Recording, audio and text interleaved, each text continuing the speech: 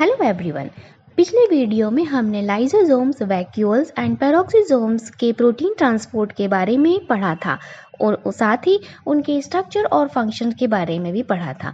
इस वीडियो में हम माइटोकॉन्ड्रिया को डिस्कस करेंगे। इसमें हम इनकी स्ट्रक्चर और फंक्शनिंग के बारे में पढ़ेंगे, साथ ही इलेक्ट्रॉन ट्रांसपोर्ट चेन की वर्किंग को भी समझेंगे और उसके बाद हम ये समझेंगे कि न्यूक्लियर डीएनए से एनकोड होने के बाद में माइटोकॉन्ड्रियल प्रोटीन्स किस तरह से साइटोसोल से माइटोकॉन्ड्रिया तक पहुंचते हैं।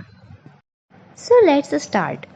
तो चलिए पहले हम ये समझते हैं कि माइटोकॉन्ड्रिया की हमारे सेल में ज़रूरत ही क्यों पड़ी। आज से लगभग 4.5 बिलियन साल पहले अर्थ का फॉर्मेशन हुआ था, जिसमें से पहले 2 बिलियन ईयर्स तक तो एटमॉस्फेयर में हाइड्रोजन और अमोनिया जैसी गैसेस प्रेजेंट रहे और वाटर मॉलिक्यूल्स भी प्रेजेंट थे। उस टाइम पे ऑक्सीजन नहीं थी। तब एनारोबिक ऑर्गेनिज्म सर्वाइव करते थे जो ऑक्सीजन का यूज़ नहीं करते थे। ये anaerobic organism glycolysis and fermentation की मदद से मेटाबॉलिज्म करते थे और इसके कुछ समय बाद यानी आज से 2.7 बिलियन ईयर्स साल पहले साइनोबैक्टीरिया का फॉर्मेशन हुआ था, जो कि फोटोसिंथेसिस की मदद से फूड का निर्माण करते थे। इसमें वाटर का मॉलिक्यूल स्प्लिट होता है और ऑक्सीजन का फॉर्मेशन होता है। धीरे धीरे साइनोबैक्टीरियल स्पीशीज की संख्या बढ़ती गई। इसकी वजह से ऑक्सीजन का अमाउंट भी एटमॉस्फेयर में बढ़ने लगा और ऑक्सीजनिक एनवायरनमेंट होने की वजह से जो पृथ्वी पर रहने वाले जीव थे उनमें भी परिवर्तन होने लगा, यानी वो जीव सरवाइव करने लगे जो ऑक्सीजनिक एनवायरनमेंट में रह सकते थे। मॉलिक्यूलर ऑक्सीजन वैसे तो एक टॉक्सिक सब्सटेंस की तरह काम करती है, क्योंकि ये ऑक्सीजन फ्री इलेक्ट्रॉन्स के साथ में रिएक्ट करती है और फ्री रेडिकल्स बनाती है। ये फ्री रेडिकल्स हमारे सेल में अगर फॉर्म हो जाते हैं तो ये हमारे बायोलॉजिकल मॉलिक्यूल्स को डैमेज करते हैं। लेकिन धीरे धीरे जीवों में जीव जो है इवॉल्व होते गए और उनमें मॉलिक्यूलर ऑक्सीजन को उसके टॉक्सिक इफेक्ट से बचने के तरीके भी इजाद होने लगे और ऑक्सीजन का यूज़ वे मेटाबॉलिज्म के लिए करने लगे, जिससे कि वे फूड को ज़्यादा से ज़्यादा मतलब अच्छे से डाइजेस्ट करके उससे ज़्यादा एनर्जी आइसोलेट कर सकते थे। एनारोबिक मेटाबॉलिज्म में फूड का पूरा न्यूट्रिएंट नहीं मिल पाता, क्योंकि ग्लूकोज जो है वो इथेनॉल और लैक्टिक एसिड में कन्वर्ट हो जाता है। लेकिन एरोबिक मेटाबॉलिज्म में, जिसमें ऑक्सीजन का यूज़ होता है, उस एरोबिक मेटाबॉलिज्म में फूड कम्प्लीटली ऑक्सीडाइज होता है और लास्ट जो प्रोडक्ट फॉर्म होते हैं वो कार्बन डाइऑक्साइड और वाटर होते हैं। हमारे सेल में अब ये एनर्जी एक्सट्रैक्शन का काम जिस स्थान पे होता है वही ऑर्गेनेल है माइटोकॉन्ड्रिया। इसे power house of the cell कहते हैं। चलिए अब हम माइटोकॉन्ड्रिया के स्ट्रक्चर और फंक्शंस को पढ़ते हैं। माइटोकॉन्ड्रिया को लाइट माइक्रोस्कोप से भी देखा जा सकता है। इसकी लेंथ 1 to 4 माइक्रोमीटर्स होती है। इसकी शेप बीन शेप्ड होती है। एनर्जी यानी एटीपी का प्रोडक्शन करने के अलावा ये कैल्शियम आयंस को भी रेगुलेट करते हैं। चलिए इसके स्ट्रक्चर को देखा जाए। Mitochondria double membrane bound structure होता है, यानी इसमें 2 मेम्ब्रेन्स होती हैं, एक आउटर मेम्ब्रेन और दूसरी इनर मेम्ब्रेन। आउटर मेम्ब्रेन पूरे माइटोकॉन्ड्रिया को एनक्लोज करती है और जो इनर मेम्ब्रेन होती है वो माइटोकॉन्ड्रिया के मैट्रिक्स को एनक्लोज करती है। इनर मेम्ब्रेन में कुछ फोल्डेड इन्वेजिनेशंस निकले हुए होते हैं जिन्हें हम क्रिस्टी कहते हैं। ये क्रिस्टी इनर मेम्ब्रेन की सरफेस एरिया को बढ़ाते हैं। सभी क्रिस्टी आपस में क्रिस्टी जंक्शन से ज्वाइन भी रहते हैं। ये दोनों मेम्ब्रेन्स ऑर्गेनेल्स को यानी इस ऑर्गेनेल को यानी माइटोकॉन्ड्रिया को 2 एक्वस कंपार्टमेंट में डिवाइड करती है। एक एक्वस कंपार्टमेंट जो कि आउटर मेम्ब्रेन और इनर मेम्ब्रेन के बीच में होता है और दूसरा एक्वस कंपार्टमेंट होता है जो कि मैट्रिक्स कहलाता है। मैट्रिक्स में बहुत हाई कॉन्सेंट्रेशन ऑफ प्रोटीन्स पाए जाते हैं। मैट्रिक्स में डीएनए और राइबोसोम्स भी पाए जाते हैं। इस तरह से हमारे माइटोकॉन्ड्रिया में अपना डीएनए होता है और प्रोटीन सिंथेसाइजिंग ऑर्गेनेल्स यानी राइबोसोम्स भी प्रेजेंट होते हैं। माइटोकॉन्ड्रिया में जो डीएनए होता है उसे माइटोकॉन्ड्रियल डीएनए कहते हैं। ये नॉन क्रोमोसोमल डीएनए होता है, यानी न्यूक्लियर डीएनए से अलग होता है। ये माइटोकॉन्ड्रिया के पॉलीपेप्टाइड्स को एनकोड करता है और इस तरह के पॉलीपेप्टाइड्स हमारे ह्यूमंस में 13 पाए जाते हैं। Now oxidative metabolism in mitochondria. Mitochondria में ग्लूकोज का ऑक्सीडेशन होता है। इस डायग्राम में हम ग्लूकोज के ऑक्सीडेशन की प्रोसेस को देखेंगे और ग्लाइकोलाइसिस में ग्लूकोज से पाइरूवेट का फॉर्मेशन होता है। ये पाइरूवेट माइटोकॉन्ड्रिया में एंटर कर जाता है और इस पाइरूवेट का TCA साइकिल के थ्रू कार्बन डाइऑक्साइड व वाटर में कन्वर्जन हो जाता है। इस साइकिल में 2 ATP, 3 NADH और 1 FADH2 मॉलिक्यूल्स का फॉर्मेशन होता है। ये तीनों ही चीज़ें इलेक्ट्रॉन ट्रांसपोर्ट चेन में चली जाती हैं। ये चीज़ माइटोकॉन्ड्रिया के अंदर होती है। ग्लाइकोलाइसिस की प्रोसेस जो कि साइटोसोल में होती है, वहाँ से भी 2 NADH के मॉलिक्यूल, 4 ATP के मॉलिक्यूल्स का प्रोडक्शन होता है। उसके बाद जो NADPH और FADH के मॉलिक्यूल्स होते हैं और साथ ही जो इलेक्ट्रॉन्स का प्रोडक्शन होता है, ये सभी माइटोकॉन्ड्रिया के अंदर एंटर करते हैं। ये जो इलेक्ट्रॉन्स हैं, ये इलेक्ट्रॉन सीरीज से, ये एक इलेक्ट्रॉन कैरियर्स की सीरीज से पास होते हैं।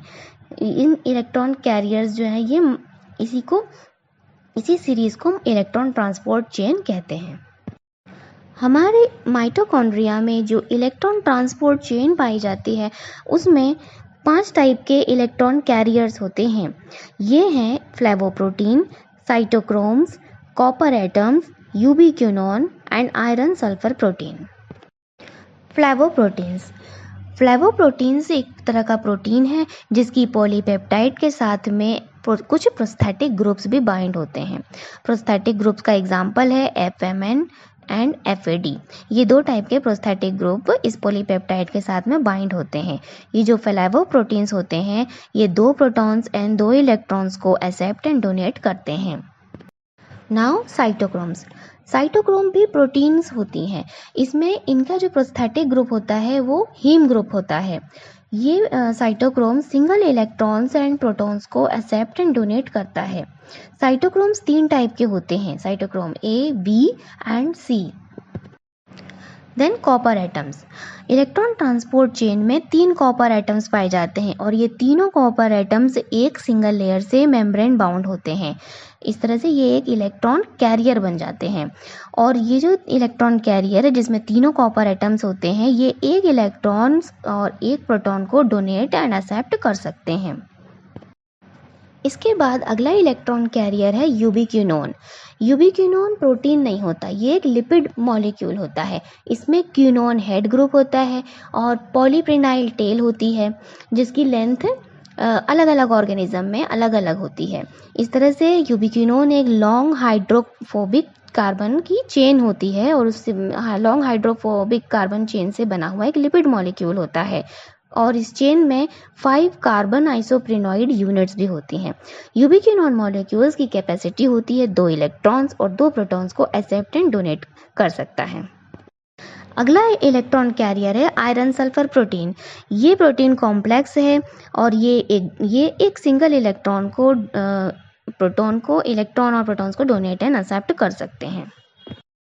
NADH और FADH के मॉलिक्यूल्स से जो हाई एनर्जी इलेक्ट्रॉन्स मिलते हैं, ये इलेक्ट्रॉन कैरियर से पास होते हैं और इन कैरियर से पास होने की वजह, जब ये कैरियर्स इन इलेक्ट्रॉन्स को एक्सेप्ट करते हैं तो ये कैरियर्स रिड्यूस्ड हो जाते हैं और इलेक्ट्रॉन्स के लॉस होने से ये कैरियर्स ऑक्सीडाइज हो जाते हैं। इस तरह से इलेक्ट्रॉन्स इन कैरियर्स से पास होते हैं और ये क्योंकि पहले ये हाई एनर्जी इलेक्ट्रॉन्स होते हैं और जैसे जैसे ये कैरियर्स से पास होते जाते हैं, उनको ऑक्सीडाइज और रिड्यूस करते जाते हैं, तो इनकी एनर्जी ख़त्म होती जाती है और फाइनली जो एनर्जी डिप्लीटेड इलेक्ट्रॉन्स होते हैं वो लास्ट में ऑक्सीजन से मिल जाते हैं और ये वाटर का फॉर्मेशन करते हैं। हमारे माइटोकॉन्ड्रिया के इलेक्ट्रॉन ट्रांसपोर्ट चेन में इलेक्ट्रॉन कैरियर्स के अलावा माइटोकॉन्ड्रिया में 4 कॉम्प्लेक्सेस भी होते हैं। Complex 1, complex 2, complex 3 and complex 4। Complex 1 इसे NADH डिहाइड्रोजिनेज भी कहते हैं। यहाँ पर NADH से 1 पेयर ऑफ इलेक्ट्रॉन्स यूबिक्विनोन तक जाते हैं और यूबिक्विनोन को रिड्यूस कर देते हैं यूबिक्विनोल में। इस प्रोसेस के साथ ही 4 प्रोटॉन्स मैट्रिक्स से इंटरमेम्ब्रेन स्पेस में आ जाते हैं। यदि ये कॉम्प्लेक्स 1 डिसफंक्शन हो जाए तो एक प्रकार की न्यूरोडिजेनरेटिव डिसीज हो जाती है। कॉम्प्लेक्स 2 कॉम्प्लेक्स 2 में 4 पॉलीपेप्टाइड्स होते हैं। इसमें 2 हाइड्रोफोबिक पॉलीपेप्टाइड्स होते हैं और 2 हाइड्रोफिलिक होते हैं, जो प्रोटीन को इनर मेम्ब्रेन में, यानी जो हाइड्रोफोबिक सब यूनिट्स होते हैं वो प्रोटीन को इनर मेम्ब्रेन की लिपिड बाइलेयर में कनेक्ट करते हैं, और जो 2 हाइड्रोफिलिक सब यूनिट्स होते हैं वो TCA साइकिल में प्रेजेंट जो सक्सिनेट डिहाइड्रोजनेज एंजाइम होता है उससे कनेक्टेड रहते हैं। और जो ये कॉम्प्लेक्स 2 सक्सिनेट डिहाइड्रोजनेज ही है। सक्सिनेट डिहाइड्रोजनेज से इलेक्ट्रॉन FAD तक जाता है, वहाँ से यूबिक्विनोन तक जाता है। FAD से यूबिक्विनोन तक जाने के लिए उन्हें कुछ आयरन क्लस्टर से होकर गुजरना पड़ता है। इसकी डिस्टेंस होती है 40 एंगस्ट्रॉम।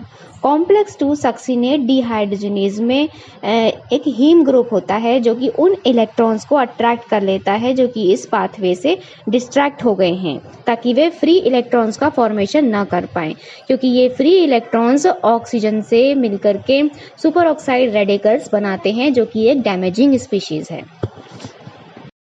कॉम्प्लेक्स 3 ये है साइटोक्रोम B एंड C1। ये इलेक्ट्रॉन्स को यूबिक्विनोल से लेकर के साइटोक्रोम C तक ट्रांसफर करता है। इसमें एक पेयर ऑफ इलेक्ट्रॉन ट्रांसफर होते हैं और 4 प्रोटॉन्स जो है वो मैट्रिक्स से इंटरमेम्ब्रेन स्पेस में ट्रांसलोकेट हो जाते हैं। कॉम्प्लेक्स 3 के 3 सब यूनिट्स होते हैं, cytochrome B, cytochrome C and iron sulphur proteins. Cytochrome B में 2 हीम ग्रुप पाए जाते हैं। साइटोक्रोम B ही वो पॉलीपेप्टाइड होता है जो कि इस कॉम्प्लेक्स का वो पहले पॉलीपेप्टाइड होता है जो कि माइटोकॉन्ड्रियल जीन से एनकोडेड होता है। नाउ कॉम्प्लेक्स 4 को साइटोक्रोम C ऑक्सीडेज भी कहते हैं। इसमें इलेक्ट्रॉन्स का ट्रांसफर साइटोक्रोम C से ऑक्सीजन तक होता है। इसमें एक ऑक्सीजन का मॉलिक्यूल रिड्यूस हो जाता है और 8 प्रोटॉन के मॉलिक्यूल्स या 8 प्रोटॉन्स जो होते हैं वो मैट्रिक्स से इंटरमेम्ब्रेन स्पेस तक जाते हैं। कार्बन मोनोऑक्साइड, अजाइड और साइनाइड जैसे पॉइजन जो होते हैं वो कॉम्प्लेक्स 4 पर यानी कि साइटोक्रोम ऑक्सीडेज के हीम ग्रुप से बाइंड हो जाते हैं। इसके बाइंड होने की वजह से इलेक्ट्रॉन ट्रांसपोर्ट चेन ठीक से काम नहीं कर पाती है और माइटोकॉन्ड्रिया में ATP का प्रोडक्शन नहीं होता है। लो ATP की वजह से इंसान की डेथ भी हो सकती है। इस स्लाइड में हमने सभी इलेक्ट्रॉन कैरियर्स को और यानी 5 इलेक्ट्रॉन कैरियर्स को और 4 इलेक्ट्रॉन कॉम्प्लेक्सेस को दिखाया है, और इसमें ये दिखाया है कि किस तरह से इलेक्ट्रॉन्स सभी इलेक्ट्रॉन कॉम्प्लेक्सेस से पास होते हैं और कैसे सभी इलेक्ट्रॉन कैरियर्स से होकर के गुजरते हैं, और इसके साथ ही किस तरह से सभी प्रोटॉन्स मैट्रिक्स से निकल के और इंटरमेम्ब्रेन स्पेस तक जाते हैं। तो इस वीडियो को यहाँ पर इस स्लाइड को आप पॉज करके इस डायग्राम को अच्छे से पढ़ सकते हैं। अब आता है translocation of proton. Translocation of proton across the inner membrane is electrogenic यानी कि वोल्टेज प्रोड्यूसिंग, क्योंकि प्रोटॉन के मैट्रिक्स से इंटरमेम्ब्रेन स्पेस में जाने की वजह से मैट्रिक्स में नेगेटिव चार्ज और इंटरमेम्ब्रेन स्पेस में पॉजिटिव चार्ज इकट्ठा हो जाता है। इस तरह से यहाँ एक वोल्टेज ग्रेडियंट बनता है। वोल्टेज ग्रेडियंट के अलावा यहाँ एक कॉन्सेंट्रेशन ग्रेडियंट भी बनता है, यानी कि एक तरफ हाइड्रोजन आयंस इकट्ठे हो रहे हैं और दूसरी तरफ हाइड्रोजन आयंस कम हो रहे हैं, तो मेम्ब्रेन के दोनों तरफ pH ग्रेडियंट भी बन जाता है। इस तरह से वोल्टेज ग्रेडियंट और pH ग्रेडियंट ये दोनों ही यहाँ पर या कॉन्सेंट्रेशन ग्रेडियंट दोनों ही मेंटेन हो जाते हैं। इस चीज़ को हम कहते हैं इलेक्ट्रोकेमिकल ग्रेडियंट। इस ग्रेडियंट की वजह से जो एनर्जी प्रोड्यूस होती है वो प्रोटॉन मोटिव फोर्स कहलाती है। इसको मिलीवोल्ट्स में एक्सप्रेस किया गया है और ये लगभग 59 मिलीवोल्ट्स होती है। ATP synthesis machinery in mitochondria. अब तक हमने इलेक्ट्रोकेमिकल ग्रेडियंट के फॉर्मेशन के बारे में समझ लिया। इस इलेक्ट्रोकेमिकल ग्रेडियंट में एनर्जी होती है। अब हम यह समझेंगे कि इस ग्रेडियंट की एनर्जी को यूटिलाइज करके कैसे ADP का फॉस्फोराइलेशन होता है, यानी कैसे ADP से ATP का प्रोडक्शन होता है। 1960 में हम्बर्टो फर्नांडेज मोरान नाम के एक साइंटिस्ट थे।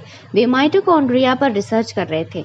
जब वे एक बार नेगेटिव स्टेनिंग कर रहे थे तो उन्होंने देखा कि इनर मेम्ब्रेन में मैट्रिक्स की तरफ छोटे छोटे स्फीयर्स टाइप के स्ट्रक्चर हैं जो मेम्ब्रेन से स्टॉक की मदद से जुड़े हुए हैं। बाद में एफ्रेन रैकर नाम के साइंटिस्ट ने उन्हें आइसोलेट कर लिया और उन्होंने उसको कपलिंग फैक्टर 1 या F1 नाम दिया। उन्होंने बताया कि ये F1 पार्टिकल्स एंजाइम्स होते हैं और ये एंजाइम्स ATPase हैं, यानी कि जो ATP का हाइड्रोलिसिस करता है। लेकिन सवाल ये उठता है कि जब माइटोकॉन्ड्रिया में ATP का प्रोडक्शन होता है तो ATP का हाइड्रोलिसिस करने वाले एंजाइम्स की ज़रूरत क्यों पड़ती है? देखिए, ATPase एंजाइम ATP का हाइड्रोलिसिस करता है, लेकिन ये काम ये फॉरवर्ड रिएक्शन में करता है। तो रिवर्स रिएक्शन अगर हो जाए तो ये ATP का हाइड्रोलिसिस के बजाय ATP का फॉर्मेशन करने लगेगा। इसी पर एक एक्सपेरिमेंट किया गया था जिसमें सोडियम पोटेशियम आयन पंप के ज़रिए या उसके सोडियम पोटेशियम आयन के एक्टिव ट्रांसपोर्ट के ज़रिए इस चीज़ को समझाया गया है। हमने अपनी सेल बायोलॉजी सीरीज़ के पार्ट 2 में एक्टिव ट्रांसपोर्ट्स में सोडियम पोटेशियम पंप के बारे में पढ़ा है कि ये सोडियम पोटेशियम पंप हमारी प्लाज्मा मेम्ब्रेन में पाया जाता है और ये सोडियम और पोटेशियम का एक्टिव ट्रांसपोर्ट करता है, यानी इसमें ATP का हाइड्रोलिसिस होता है। तो नॉर्मली इसमें सोडियम आयंस बाहर जाते हैं और के पॉजिटिव आयंस या जो पोटेशियम आयंस होते हैं वो अंदर आते हैं और इस प्रक्रिया में ATP का यूज़ होता है, ATP का हाइड्रोलिसिस होता है। इस एक्सपेरिमेंट में एक बार एक एक्सपेरिमेंट किया गया जिसमें इस पंप के दोनों तरफ डिफरेंट कंडीशन तैयार कर दी गई, यानी कि सोडियम की कॉन्सेंट्रेशन बाहर की तरफ बहुत बढ़ा दी गई और पोटेशियम की कॉन्सेंट्रेशन अंदर की तरफ बढ़ा दी गई। इससे ये हुआ कि सोडियम अंदर आने लगा और पोटेशियम बाहर आने लगा, यानी कि रिवर्स रिएक्शन शुरू हो गई। इस प्रोसेस में जो ATP का हाइड्रोलिसिस होता था, अब उसकी जगह ATP का फॉर्मेशन होने लगा। ठीक इसी तरह की स्थिति होती है माइटोकॉन्ड्रिया में, जिसमें ATPase जो होता है एंजाइम, ये ATP का हाइड्रोलिसिस नहीं करता, ये ATP का फॉर्मेशन करता है। जिस F1 पार्टिकल के बारे में एफ्रेन रैकर बात कर रहे थे, आइए उसके स्ट्रक्चर को देख लेते हैं। F1 पार्टिकल एक बेस से अटैच्ड रहते हैं, इसे F0 कहते हैं। ये पूरा स्ट्रक्चर ATP सिंथेज कहलाता है।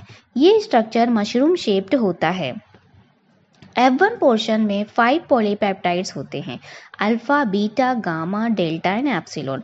अल्फा के 3 पॉलीपेप्टाइड्स, बीटा के 3 polypeptides, gamma, delta and epsilon का एक एक पॉलीपेप्टाइड होता है। अल्फा एंड बीटा पॉलीपेप्टाइड्स एक ऑरेंज की तरह से एक के बाद एक यानी ऑल्टरनेटिवली अरेंज्ड रहते हैं। तीनों बीटा पॉलीपेप्टाइड्स जो होते हैं इन पर कैटालिटिक साइट होती है जो कि ATP का सिंथेसिस करती है। पांचों पॉलीपेप्टाइड्स न्यूक्लियर DNA से एनकोडेड होते हैं, साइटोसोल में सिंथेसाइज्ड होते हैं और माइटोकॉन्ड्रिया तक लाए जाते हैं। गामा, एप्सिलॉन और डेल्टा पॉलीपेप्टाइड्स में इस तरह से अरेंज्ड होते हैं जैसे यहाँ डायग्राम में दिखाया गया है। अब देखते हैं F0 पोर्शन कैसा है। F0 पोर्शन में 3 पॉलीपेप्टाइड्स से मिलकर बनता है, A, B एंड C। इसमें A का 1 पॉलीपेप्टाइड, B के 2 पॉलीपेप्टाइड और C के 10 से 14 पॉलीपेप्टाइड्स प्रेजेंट होते हैं। F0 बेस में एक चैनल भी होता है जिसके थ्रू प्रोटॉन्स इंटरमेम्ब्रेन स्पेस से मैट्रिक्स तक आ जाते हैं। इलेक्ट्रॉन ट्रांसपोर्ट चेन कॉम्प्लेक्स में हमने पढ़ा था कि 1, 2, 3, 4 जो एक कॉम्प्लेक्स होते हैं उसके थ्रू प्रोटॉन्स मैट्रिक्स से इंटरमेम्ब्रेन स्पेस तक जाते हैं। लेकिन ATP सिंथेज जो ये दिया डायग्राम जिसका दिया गया है ATP सिंथेज, इसके थ्रू यानी कि कॉम्प्लेक्स 5 के थ्रू इंटरमेम्ब्रेन स्पेस से वापस मैट्रिक्स में आ जाते हैं। तो ये हमने इसके F1 पार्टिकल और F0 के थ्रू हमने इसके ATP सिंथेज के स्ट्रक्चर के बारे में पढ़ा। अब अगला प्रश्न ये होता है कि प्रोटॉन इलेक्ट्रोकेमिकल ग्रेडियंट के थ्रू ATP सिंथेज में ATP का फॉर्मेशन कैसे होता है।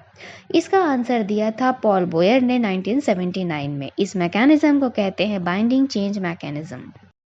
ATP सिंथेज एंजाइम पर हमने देखा कि कैटालिटिक साइट होती है जो कि बीटा पॉलीपेप्टाइड पर प्रेजेंट होती है। इसी बीटा पॉलीपेप्टाइड पर ADP के मॉलिक्यूल्स फास्फोरस से बाइंड होकर के एटीपी बनाते हैं।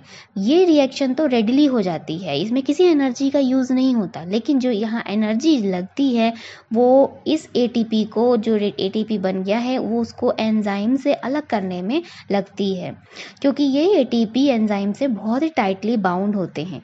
एटीपी सिंथेज के तीनों कैटालिटिक साइट की जो एफिनिटी होती है एटीपी को लेकर के, उनकी तीनों की कैटालिटिक साइट की एफिनिटी अलग अलग होती है। कोई सा कैटालिटिक साइट एटीपी से टाइटली बाउंड होता है, यानी उसकी टी कन्फर्मेशन होती है। कोई सा जो साइट है वो एटीपी से लूजली बाउंड होता है, उसकी एल कन्फर्मेशन होती है। और तीसरी साइट पर जो वेरी लो एफिनिटी होती है उसको ओ कन्फर्मेशन कहते हैं। इससे एटीपी, और जो वेरी लो एफिनिटी वाली साइट है उससे एटीपी बहुत ही ईजिली रिलीज हो जाता है, उसमें एनर्जी की यूज़ नहीं होता। नेक्स्ट आता है रोटेशनल कैटालिसिस। बॉयर ने यह भी बताया कि अल्फा एंड बीटा सब यूनिट्स जो होते हैं F1 हेड में हेक्सागोनल रिंग बनाते हैं। ये सेंट्रल स्टॉक के जरिए F0 बेस से अटैच रहते हैं और ये F1 हेड जो होता है वो F0 बेस पर रोटेट करता रहता है। इसे रोटेशनल कैटालिसिस कहते हैं। प्रोटॉन इलेक्ट्रोकेमिकल ग्रेडियंट की वजह से, उसके जो फोर्स की वजह से ये रोटेट करते रहते हैं और इसके वजह से, इसके रोटेशन की वजह से मैकेनिकल एनर्जी प्रोड्यूस होती है और इस मैकेनिकल एनर्जी का यूज़ करके एडीपी एटीपी का फॉर्मेशन करता है। इस तरह से हमने माइटोकॉन्ड्रिया के स्ट्रक्चर और फंक्शन को पढ़ा। जैसा कि हमने पढ़ा है कि माइटोकॉन्ड्रिया के एंजाइम्स न्यूक्लियर डीएनए एनकोड करते हैं और ये माइटोकॉन्ड्रिया तक पहुंचा दिए जाते हैं। तो चलिए देखते हैं कि इस चीज़ का क्या मैकेनिज्म होता है। हमें पढ़ा था कि माइटोकॉन्ड्रिया के 4 कंपार्टमेंट होते हैं जिसमें प्रोटीन्स को डिलीवर करना होता है। पहला है आउटर माइटोकॉन्ड्रियल मेम्ब्रेन, दूसरा होता है इनर माइटोकॉन्ड्रियल मेम्ब्रेन, तीसरा होता है इंटर मेम्ब्रेनल स्पेस और चौथा होता है मैट्रिक्स। जैसा कि हमने शुरू में माइटोकॉन्ड्रिया की स्ट्रक्चर में देखा था कि माइटोकॉन्ड्रिया की मैट्रिक्स में अपना डीएनए होता है। तो माइटोकॉन्ड्रियल डीएनए जो होता है वो माइटोकॉन्ड्रिया के प्रोटीन को सिंथेसाइज करता है, लेकिन ये कुछ ही प्रोटीन्स को सिंथेसाइज करता है और जबकि 99% प्रोटीन्स जो होते हैं वो न्यूक्लियर डीएनए ही एनकोड करता है। माइटोकॉन्ड्रियल प्रोटीन्स में, यानी कि जो भी प्रोटीन्स होते हैं जो कि माइटोकॉन्ड्रिया की तरफ जाना होता है, जिन्हें, उन प्रोटीन्स में या उनके पॉलीपेप्टाइड्स में टारगेट सीक्वेंस होता है जो कि इस पॉलीपेप्टाइड के एन टर्मिनल सीक्वेंस पर लोकेटेड होता है। और जो प्रोटीन मैट्रिक्स में जाना होता है, यानी जिस प्रोटीन को माइटोकॉन्ड्रिया के मैट्रिक्स में पहुंचना होता है, उसके टारगेट सीक्वेंस को प्री सीक्वेंस कहते हैं और जो सीक्वेंस इनर माइटोकॉन्ड्रियल मेम्ब्रेन में जाना होता है उसे इंटरनल टारगेटिंग सीक्वेंस कहते हैं। सबसे पहले प्रोटीन्स अनफोल्डेड स्टेट में आउटर मेम्ब्रेन तक आता है, माइटोकॉन्ड्रिया के आउटर मेम्ब्रेन तक आता है। वहाँ पर सेपरोन्स जैसे कि HSP70, HSP90 पॉलीपेप्टाइड्स को फोल्ड करते हैं। वहाँ पर प्रोटीन इंपोर्ट कॉम्प्लेक्स प्रेजेंट होता है, यानी माइटोकॉन्ड्रिया के आउटर मेम्ब्रेन पर प्रोटीन इंपोर्ट कॉम्प्लेक्सेस प्रेजेंट होते हैं। इन्हें टॉम कॉम्प्लेक्स कहते हैं। ये प्रोटीन को आउटर मेम्ब्रेन से अंदर इंपोर्ट करते हैं। जो प्रोटीन इनर मेम्ब्रेन, यानी इनर वाली मेम्ब्रेन तक जानी होती है या मैट्रिक्स तक जानी होती है, उन प्रोटीन्स के लिए इनर मेम्ब्रेन पर टिम कॉम्प्लेक्स प्रेजेंट होते हैं। और इनर मेम्ब्रेन पर 2 तरह के टिम कॉम्प्लेक्स प्रेजेंट होते हैं, टिम 22 एंड टिम 23। टिम 22 जो कॉम्प्लेक्स होता है वो इनर मेम्ब्रेन पर प्रोटीन्स को ले जाता है और जो टिम 23 होता है वो प्रोटीन्स को मैट्रिक्स तक ले जाता है। तो इस तरह से जो न्यूक्लियर डीएनए से प्रोटीन्स एनकोड होकर के माइटोकॉन्ड्रिया के डिफरेंट पार्ट्स तक पहुंच जाती है। इस तरह से हमने माइटोकॉन्ड्रिया के स्ट्रक्चर और फंक्शन के बारे में पढ़ा और माइटोकॉन्ड्रिया में इलेक्ट्रॉन ट्रांसफर की चेन को भी स्टडी किया और साथ ही एटीपी के फॉर्मेशन के बारे में पढ़ा। अब अपनी नेक्स्ट वीडियो में हम क्लोरोप्लास्ट के स्ट्रक्चर और फंक्शन को डिटेल में पढ़ेंगे। तो मिलते हैं सेल बायोलॉजी सीरीज की नेक्स्ट वीडियो में।